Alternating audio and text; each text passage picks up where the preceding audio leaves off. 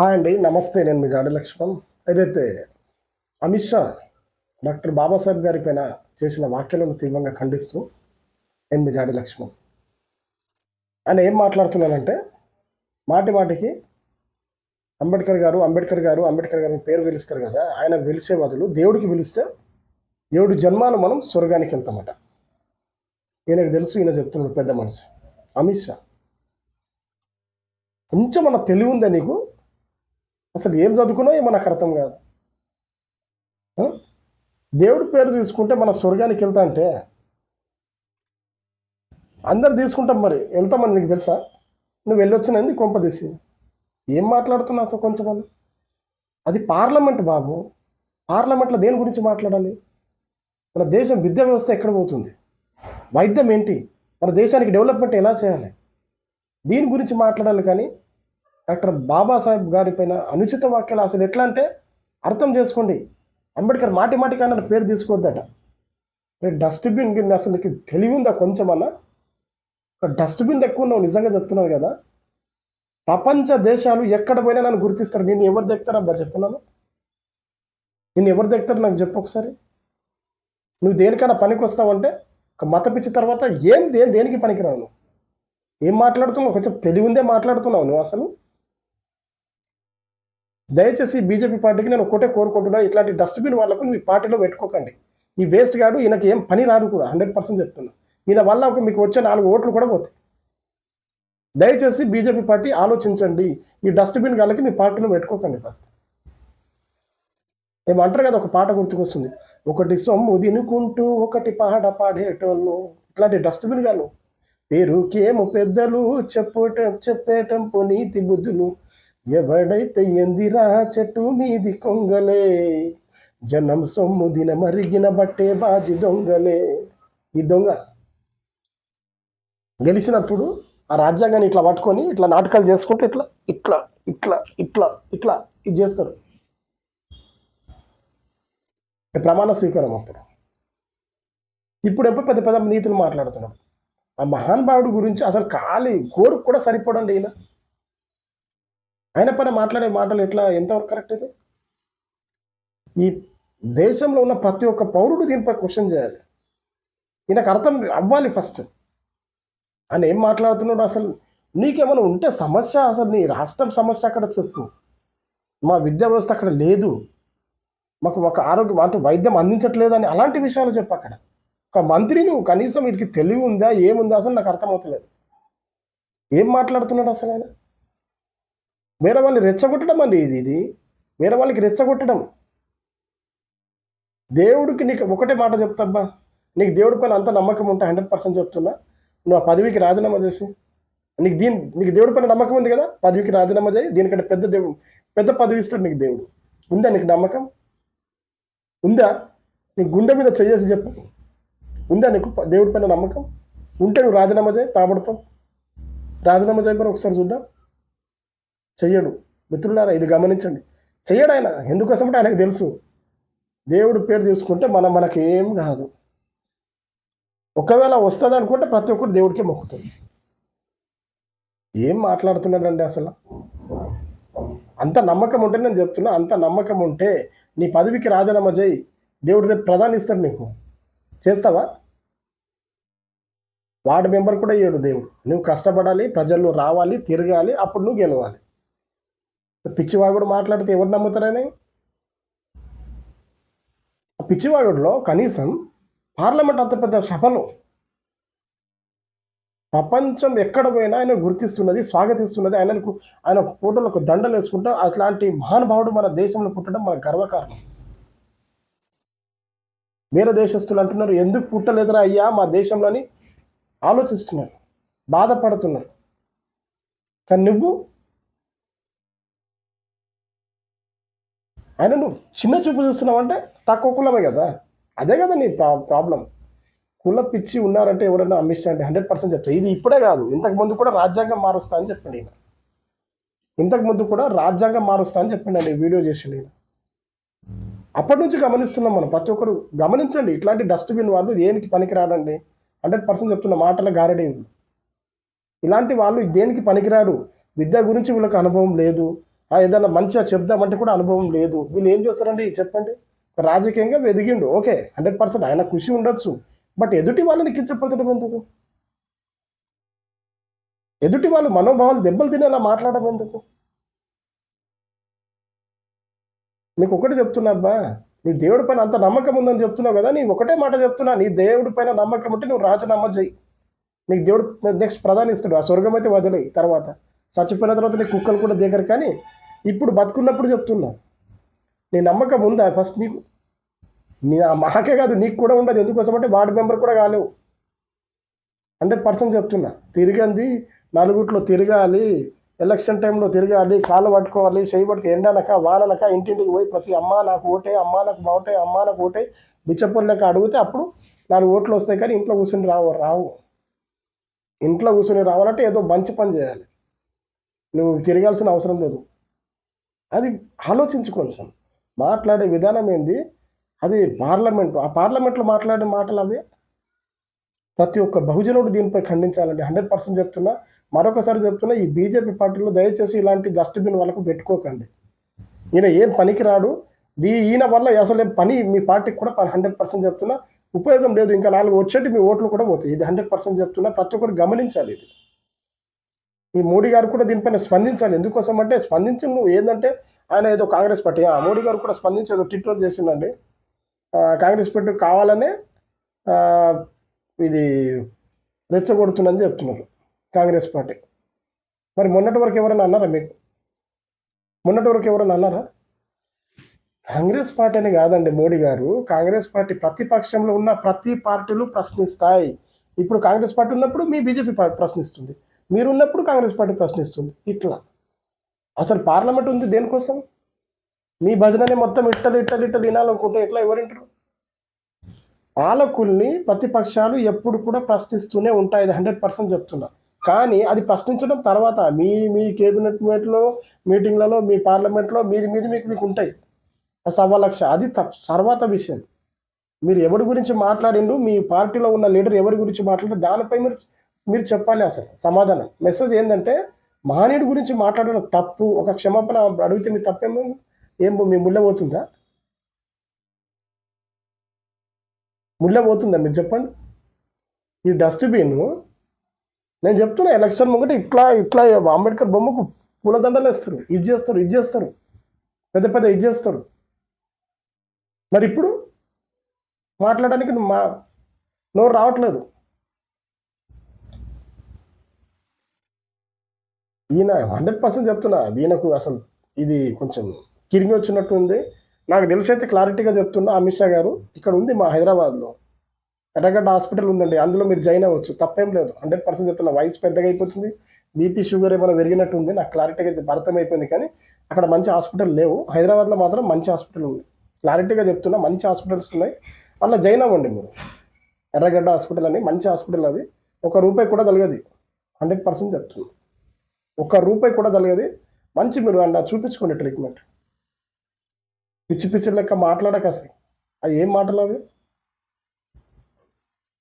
నార్మల్గా ఒక చిన్న బిడ్డకి అరే అని అంటే వాడు రిటర్న్ పడుతున్నాడు. అలాంటి మహనీయుడి గురించి మాట్లాడుతున్నావు అంటే నీకెంత ధైర్యం చెప్పు? ఏమనుకున్నావు అసలు? ఏదో మాకు బీజేపీ పార్టీ సపోర్ట్ ఉంది, మాకు ఇది పార్టీ ఉందంటే, బిడ్డ మహనీయుడు బాబాసాహెబ్ గురించి మాట్లాడితే మీ పార్టీలు కాదు కదా, మీరు ఇక మా తర్వాత నీ పరిస్థితి ఎలా ఉంటుందో కూడా నువ్వు చూడలేవు. ఎందుకోసం అంటే తెలంగాణలో మనం చూసినావా కేసీఆర్ పరిస్థితి ఏమైందో? రాజ్యాంగాన్ని మారుస్తా అంటే మాట్లాడొక సంవత్సరం కూడా కానీ కూడా ఆయన పరిస్థితి ఏమైందో, ఆయన పార్టీ లేకుండా తుక్కు చేసిపించినాం. అట్లా ఉంటుంది మనతో. నువ్వు అర్థం చేసుకో. ఏది మొదలెట్టాలన్నా బహుజనులే. ప్రతి ఒక్కరు క్లారిటీగా అర్థం చేసుకో. నువ్వు పిచ్చి వాగులు కాదు. ఫస్ట్ సమాధానం వాళ్ళకి, ప్రతి ఒక్కరికి బహుజనుడికి సమాధానం చెప్పాలి. బాబాసాహెబ్ అంబేద్కర్ గారి పైన చేసిన వాక్యాలను సమాధానం చెప్పాలి. ఆ రాజ్యాంగానికి కూడా సమాధానం చెప్పాలి. ఎందుకోసం అంటే రాజ్యాంగాన్ని ప్రమాణం చేసి నువ్వు ఆ పదవిలో కూర్చున్నావు కాబట్టి. ఏం మాట్లాడుతున్నావు అసలు? నోరుంది కదా అని ఇష్టపూర్వకంగా మాట్లాడితే ఎవరు ఇక్కడ పడరు. నీలాంటి వాళ్ళు బొచ్చడు మంది, వేల మంది వస్తూ ఉంటారు, పోతూ ఉంటారు. 5 సంవత్సరాలు మేము కామన్ పీపుల్స్ ఓట్లేసే వాళ్ళం. అర్థమైందా? మేము కామన్ పీపుల్స్ అయ్యా, ఓట్లేసే వాళ్ళము. నీలాంటి వాళ్ళు ఎంతమంది చూస్తారు ఎలక్షన్ టైంలో? ఒక్క నెల మేము సంవత్సరం 5 సంవత్సరాలు నీ ఎంట తిరిగితే ఎలక్షన్లో ఒక 1 మంత్ తిరుగుతాం కదా, నీలాంటి వాళ్ళు 1000 మంది చూస్తాం. ఏం మాట్లాడుతున్నావు అసలు? దయచేసి ప్రతి ఒక్కరు ఆలోచించండి, దీనిపై స్పందించండి, మాట్లాడండి. మీ మరొకసారి చెప్తున్నా, ఖచ్చితంగా ఇలాంటి వాళ్ళకి తగిన బుద్ధి చెప్పాలి. ప్రతి ఊర్లో దిష్టి బొమ్మ ఈయన తగిలెట్టండి ఫస్ట్. మరి ఇంకోసారి చెప్తున్నా, అదే దిష్టి బొమ్మని కాకుండా ఈయన ఎక్కడున్నా ఏమైనా ఖచ్చితంగా ఈ బీజేపీ పార్టీ మాత్రం ఖచ్చితంగా ఈ పార్టీలో నుంచి ఫస్ట్ ఈయనకు రిజెక్ట్ చేయాలి. ఫస్ట్ 100% చెప్తున్నా, బీజేపీ పార్టీ నుంచి ఈయనకు తీసేయాలి, ఫస్ట్ డిస్మిస్ చేయాలి. ఇలాంటి వాళ్ళ వల్ల మీ బీజేపీ పార్టీకి ఏం లాభం లేదండి, 100% చెప్తున్నా. ఇప్పుడు ఏమైపోతుందంటే క్లారిటీగా చెప్తున్నా, అందరి మనసులో బహుజనుల వాళ్ళకు కూడా మనసులో కూర్చుండిపోయింది, అరే ఈ మహానీయుని గురించి కావచ్చు, ఈయనకి ఎందుకు తిడుతున్నారంటే ఆయన కేవలం ఒక కులంలో, తక్కువ కులంలో పుట్టాడు కాబట్టి తిడుతున్నారండి. ఇదే ప్లేస్లో వేరే అతను పుడితే రెడ్డిస్టులు కావచ్చు, రాజులు కావచ్చు, పటేళ్ళు కావచ్చు, అంటే అగ్రకులాల వల్ల ఎవరైనా పుట్టినా ఆయనకు ఒక రేంజ్లో ఉంటుండే పూజ. 100% చెప్తున్నా. ఇప్పుడు కూడా చాలా మంది కులపిచ్చి లేదని చెప్తారు కదా, ఇదే ఎగ్జాంపుల్.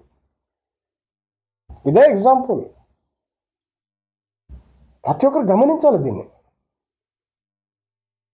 అరే మన దేశంలో అట్లాంటి మహానుభావుడు ఎందుకు పుట్టలేదురా అని ప్రపంచ దేశాలు బాధపడుతున్నారు. కానీ ఈ మా దేశ పనులు మాత్రం ఇంకా కులం పిచ్చి, మతం పిచ్చి, అంతే.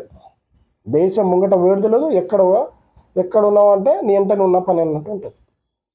కానీ ఇంతకంటే వీరు పైకి రారండి, 100% చెప్తున్నా. వీరు పైకి రారు, పైకి వెళ్ళలేరు. అసలు మాట్లాడే కనీసం ఆ పార్లమెంట్ అసలు మైక్ ఇవ్వాలి. అసలు ఎవరికి ఇస్తారు? మంత్రి గారికి, మంచి వాళ్ళకు వాళ్ళు ఇస్తారు. మనం ఏం చేయాలి? మన బాధలు చెప్పుకోవాలి. నాకు ఇంత ఫండ్ కావాలి, మా రాష్ట్రానికి ఇది ప్రాబ్లం ఉంది, మాకు ఇంత ఫండ్ కావాలి, లేకపోతే మా హాస్పిటల్స్ లేవు, మాకు ఇంత ఫండ్ కావాలి, ఏదో దేని గురించి చెప్పాలి, మన బాధల గురించి చెప్పాలి. ఆ మహానీయుడు గురించి చెప్పే బాధ్యత నీకేమొచ్చింది చెప్పు. ఆయన కాలు గోరి, అదేమంటారు, కాలు గోటికి కూడా సరిపోను. ఆయన గురించి మాట్లాడుతున్నా, పిచ్చి వాగుతున్నా. నేను ఇప్పుడే కాదు, మరొకసారి చెప్తున్నా, ఇంతకు ముందు కూడా రాజ్యాంగాన్ని మారుస్తా అని చెప్తున్నా. రాజ్యాంగం మారుస్తా అని చెప్పు, నీ తరం కాదు కదా, నీ తాత ముత్తాతల తరం కూడా కాదు. ఇది 100% చెప్తున్నా. రాజ్యాంగం మార్చే పార్టీ కండువగాదురా, ఈ దేశానికి రాజ్యాంగం సర్వరక్షరా.